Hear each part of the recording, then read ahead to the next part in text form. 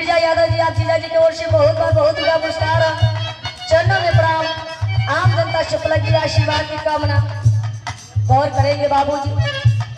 लेकिन दिलीप चौहान अपने कमरा में सूत के सपना सजावत हो का ना सपना सजावे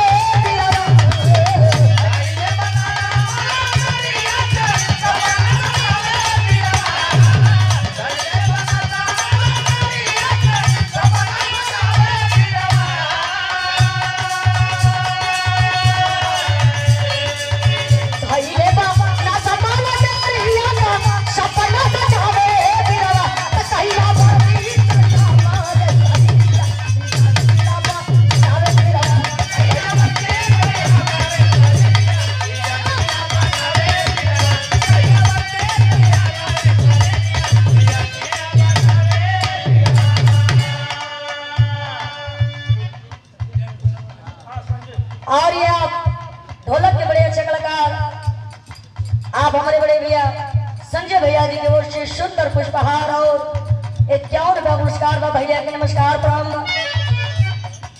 बड़ा बढ़िया कलाकारी होता है, क्या बात है।